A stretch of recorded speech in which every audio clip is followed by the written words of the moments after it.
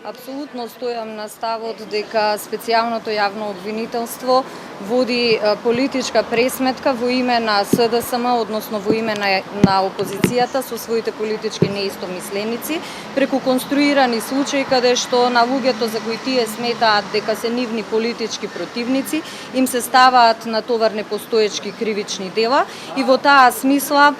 денес практично со денешното рочиште уште еднаш се потврди дека специјалното јавно обвинителство впечатокот што го остави во јавноста дека функционира како продолжена рака на опозицијата и понатаму го потврдува и практично со самиот факт што во текот на распитот специјалното јавно обвинителство побара изземање на судијата од политички мотивирани причини е уште една дополнителна потврда за политичкиот настап на ова обвинителство, односно за нивната пристрасност и блиска координација со опозицијата во Република Македонија. Но без оглед на сите механизми кои тие ги користат, без разлика дали се тие допуштени или недопуштени, јас секогаш кога ќе ме повика судот или било која државна институција сум достапна, сум на располагање. Мој интерес е да учествувам во постапката затоа што тоа е најдобар начин да се демаскираат конструкциите на специјалното јавно обвинителство под носителот на најголем дел од кривичните пријави, политичката партија СДСМ, и на сите оние кои сметаат дека ова е вистинскиот начин да се подобри рейтингот на опозицијата во функција на нивно политичко профитирање. Како беше вашиот испит?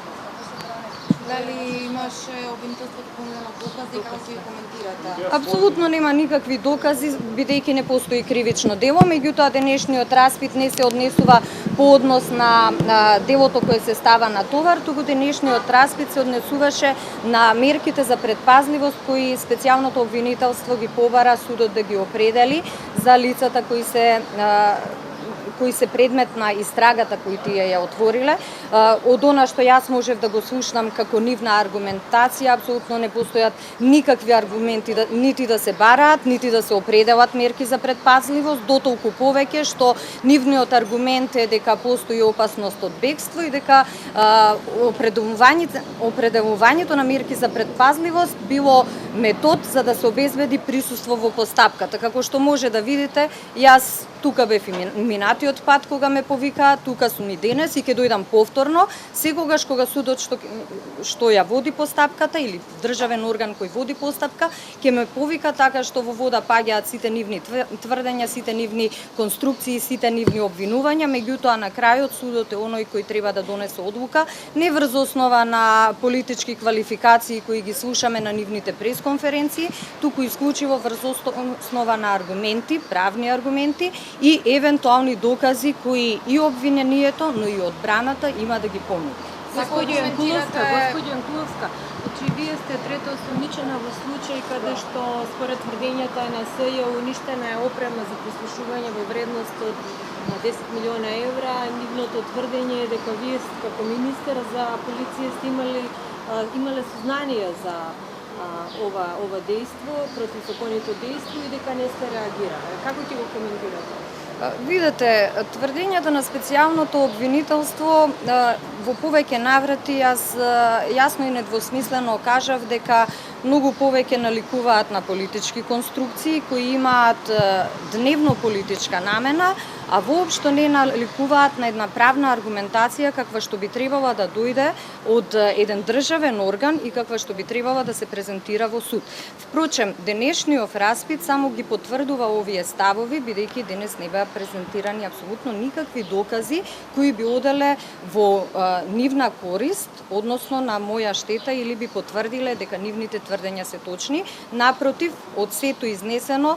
уште еднаш се потврдува безпредметноста на нивното барање и неоправданоста на предлогот кој тие го доставија до судот. Меѓутоа, јас како странка во постапката не би можела нити да прејудицирам, нити да предпоставувам каква одлука ќе донесе судот, како што кажав, тие на денешниот распит од политички мотивирани причини побара и земање на судијата и по однос на тоа нивно барање треба дополнително да се одлучи и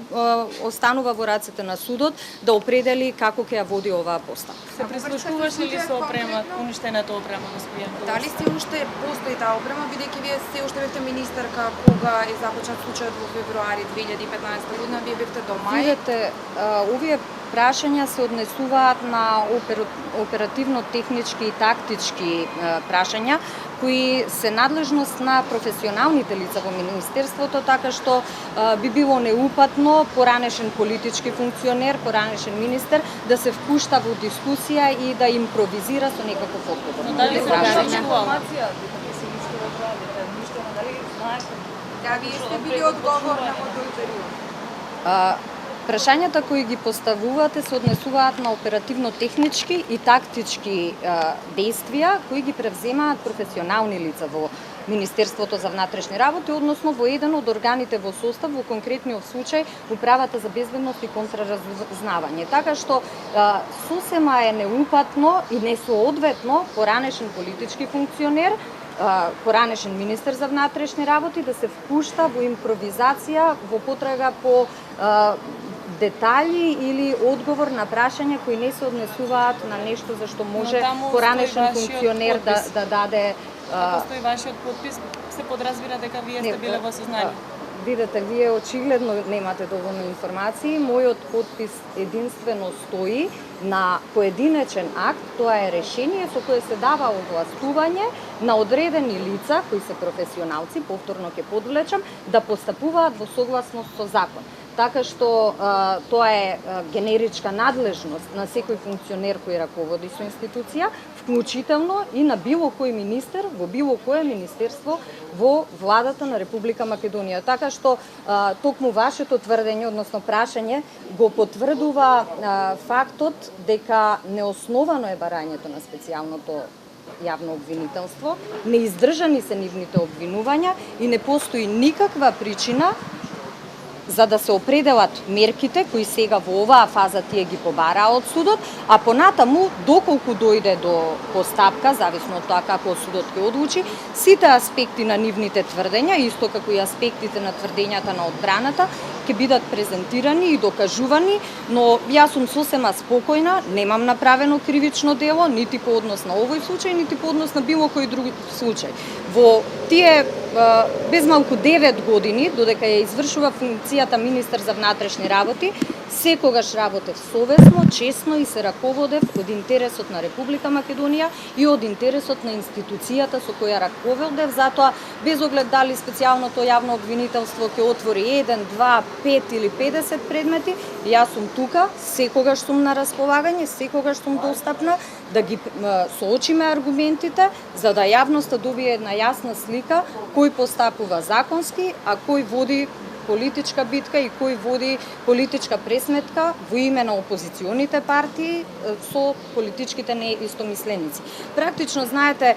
сите овие месеци наназад, од ден во ден се појасно станува, следејќи ги постапките, чекорите, действијата кои ги превзема специјалното јавно обвинителство, дека тие некако се профилира како продолжена рака на опозицијата, односно, ако така можам да се изразам, како орган во состав на СДСМ. И тоа веќе не се ни обидуваат ниту да го прикријат, нити да го презентираат на некој поинаков начин. Впрочем, повторно ќе кажам, и денешниот нивни настап во судот само го потврди она за што јавноста веќе подолго време и говори и се сомнева, но и од она што можам да го видам преку информациите кои вие ги пренесувате како представници на медиумите е и општа перцепција во јавноста. Меѓутоа, господин Куловска, од друга страна, нели е логично да се иницираат постапки против функционери кои се на власт, бидејќи тие луѓе раководат со државата, со системот. Еве, вие бевте министер скоро 9 години. Од која позиција некој опозиционер да направи кривично дело кога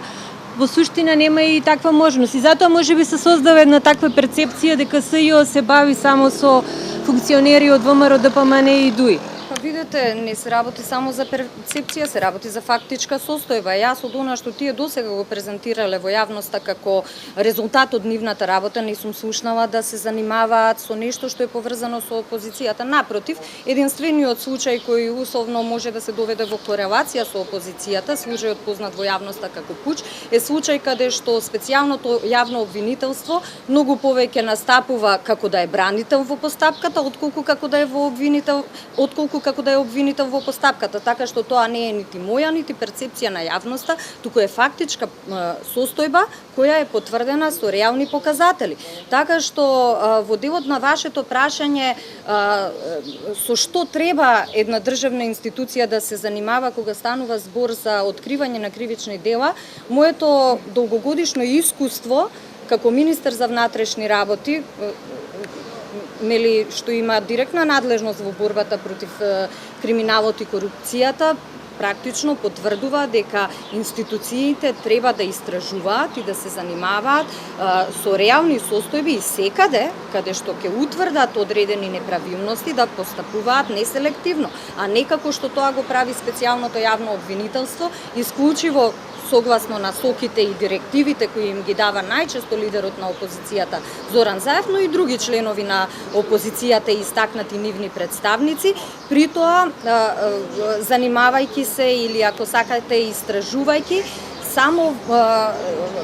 околности кои се однесуваат на една политичка партија, бидејќи досега ние немаме случај кој јавно го обелоденило специјалното јавно обвинителство, а тоа се информациите кои барем мене ми се достапни, не знам, можеби вие имате и повеќе информации, кои се однесува на било кој друг, освен на истакнати представници од ВМРО-ДПМН. Министерка, може уште едно прашање, со прислушуваните разговори јавноста добие една перцепција дека не било баш така како што тврдите, дека се работело законски, според закон и според устав, и дека во еден од разговорите вие самата кажувате дека Министерството за внатрешни работи функционирало во не знам дали одреден период или секогаш како штаб на ВМРО-ДПМН. Видете, тоа се конструкции на опозицијата, односно поточно на Зоран Заев, кој обидувајќи се да се стекне со дневно-политички поени, направи една класична злоупотреба од материјали кои ги прибавил на незаконски начин, кои беа монтирани, сечени, лепени, ставени во контекст кој тој смета дека најдобро ќе ги постигне неговите цели, за да создаде впечаток во јавноста. Меѓутоа,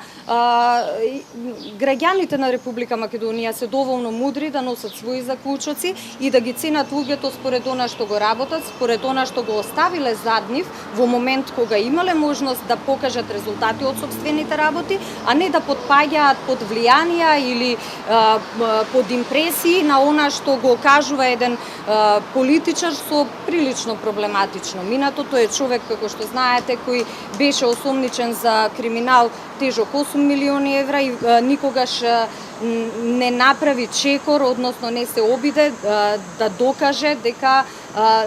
не е виновен за тој криминал, заврши постапката како што заврши и тој сега практично во своето досие ја има референцата на единствен аболициран политичар во Република Македонија.